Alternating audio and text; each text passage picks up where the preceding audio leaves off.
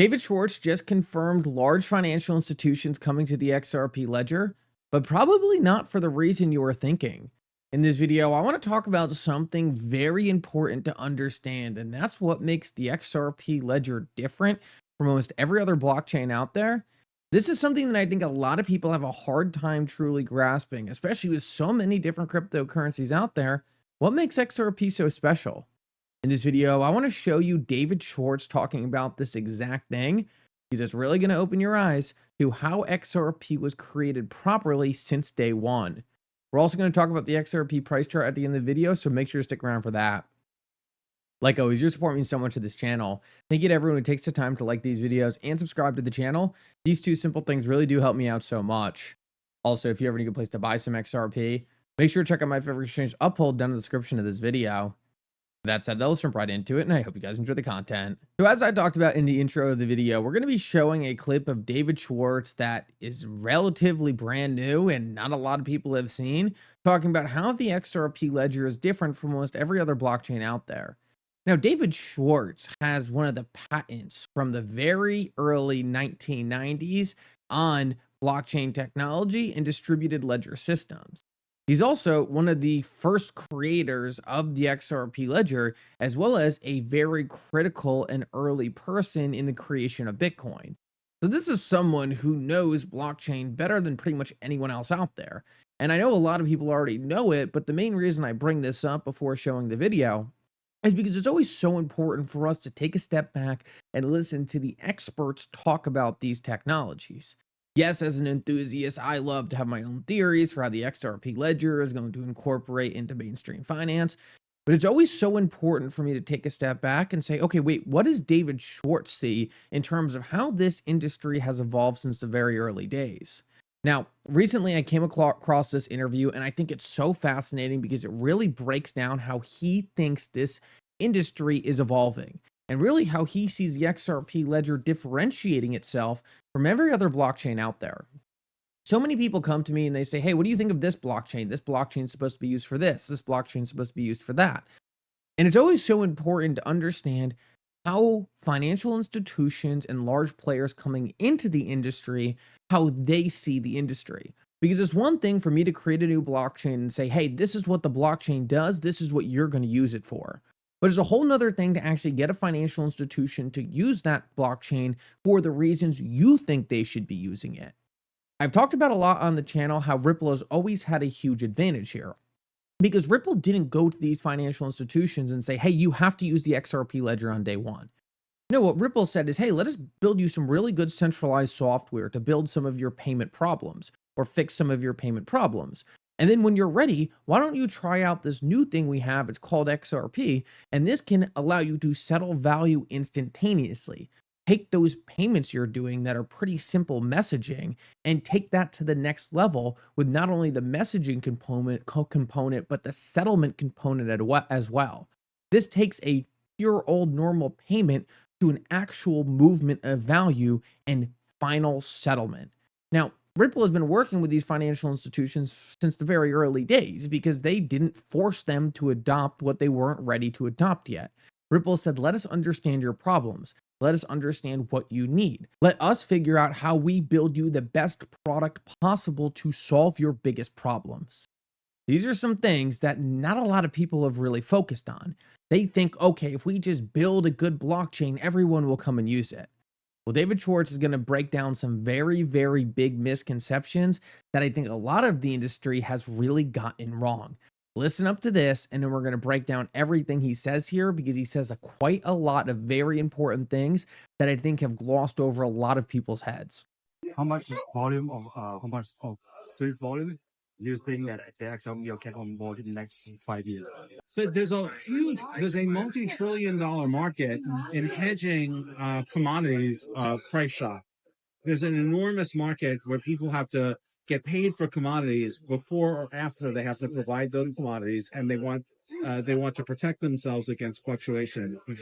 I think the bigger market for that's in foreign currency, but So why, let's say tokenization, yeah, why would someone actually choose the XRP compared to other competitors you have? I think the XRP ledger's advantages are going to be the faster transactions. I think the more predictable transaction fees, the lack of smart contracts, which means you don't have all the security vulnerabilities of smart contracts. And hopefully there'll be a lot of liquidity to enable people to move between which assets they use to do that.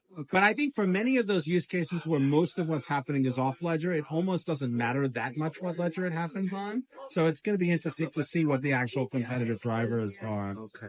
You know, like a land registry is a good example. A land registry really is not going to interact that much with other things on the ledger, at least initially.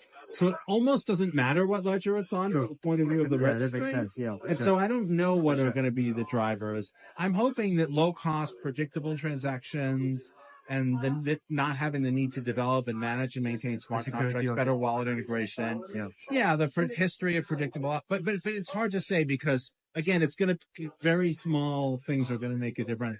I think one thing that's going to be big in a lot of those use cases is auditability. Okay. And most blockchains are just very transparently and easily auditable, but some of them are more difficult. For example, Solana is just really difficult to audit because because of its sharding features and the fact that it's moving so quickly and it has such a high transaction volume. I think those things will actually be disadvantages in this space because they do make it harder to audit what's going on. Privacy features will actually make it harder to audit and understand what's going on. So those things might be drivers, but it's hard to say. You know, it's going to be kind of somewhat arbitrary. There's not going to be any real, reason to prefer one ledger over another unless the integration with other liquidity sources matters. For sure. So last question. How much volume of Swiss volume do you think that the XRP can onboard in the next 5 years? Well, I think you're going to see many, many hundreds of billions of dollars of tokenized real world assets fairly quickly. I think it's for a dumb reason, but I'll take any reason. The reason is auditability. In most of the big problem with auditing right now is if I hand you a bunch of records and I tell you to audit them, you can audit them and you can say, hey, these records are cool. David's doing everything right. The problem is, how do you know that I don't owe somebody some money or have something out there that I didn't provide to you in the records that you audited? There's no way to do proof of absence in like the TradFi space. And so the way companies have handled that is they use a third-party transaction like operator. So if I'm the company, I hire him to do all my transactions for me. And if you're the auditor, you don't go to me, you go to him. Right. And the theory is he and I would have to conspire to withhold things from you. And he wouldn't do that because he's very trusted and well-known and reliable. But there's a lot of problems with this. One of them is if he loses your trust, I'm screwed. Sure. The other one is I'm paying him a whole bunch of money, and profit margins in this business are razor thin. I mean, it's so competitive that a couple of basis points is a huge difference. And me having to do everything through him is a huge drag. If he screws up, I can't service my customers. He's going to charge a lot of money because he has a reputation that's at risk. And that problem just completely disappears. You put it on a blockchain. Proof of absence is trivial on most blockchains. And on the XRP ledger, it's trivial to prove that my total exposure is this much. And you can do that continuously, right? If an auditor sends a request, if you send a request to him, I'm going to get a bill for everything he had to do to answer, right? And you can't audit continuously because he's going to get very annoyed, right? But you can audit blockchains continuously. You don't need to use a third party to launder your transactions and build credibility with auditors. That's going to be the main, believe it or not, I know that's dumb, but that just, to these companies, that makes a huge, it's mind-blowing for them. And, So do you think the process will get like... So I thought there was two very, very interesting things in there. One of them obviously being David Schwarz really hitting on smart contracts. Now, smart contracts have kind of been one of those things that every single blockchain has jumped into, and it might end up being a huge mistake. David Schwarz paints the picture there very clearly that smart contracts can be massively problematic for any financial institution looking to adopt this technology.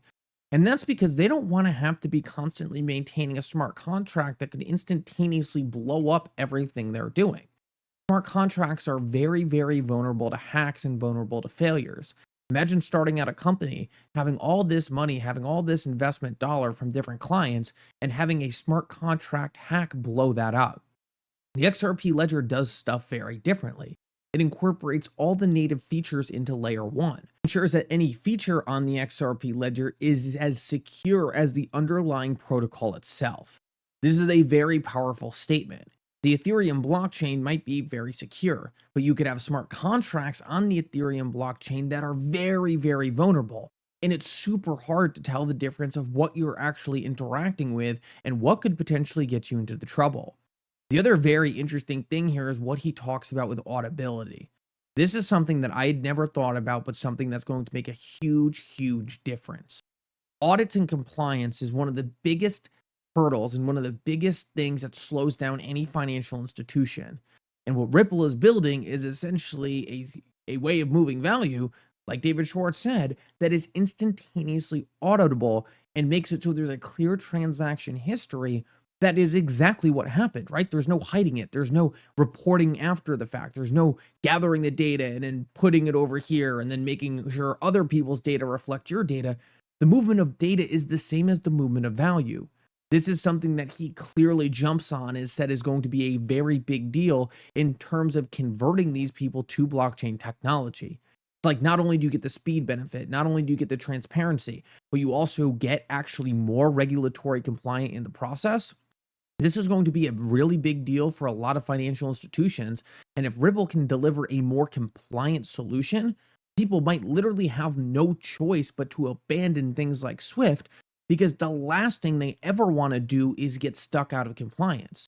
They can be willing to have slow transaction times, and they might be willing to suffer from slow transaction times for 5 to 10 years. But when it comes to compliance, that is a monumental issue for them. And if they can get a way to do better compliance that's also faster and cheaper, that's just one more thing that's going to make the switch even more obvious over to the XRP ledger. And I want to finish this video off real quick because we already went over time. But if we take a look at what XRP is doing right now, we can see that XRP is really closing out its consolidation stage right now. And depending where you put this top resistance line at, it looks like that right now XRP could literally be trying to break out of this thing and start that next leg. Now, I anticipate XRP ETFs being one of the major catalysts to break us out of here. This chart is showing maybe at some point at the end of July, we'll finish this consolidation, but there's no reason XRP needs to go to the end of this thing. XRP can break out pretty much as soon as it's ready. And since the end of the case, it's already had some pretty strong momentum to it. We got to keep our eye on this. It looks like the XRP price chart is ready to go. And if you can tell by that clip of David Schwarz right there, he is clearly very excited as well. Thank you so much for coming. I hope you guys enjoyed this update. And for now, Mickle out.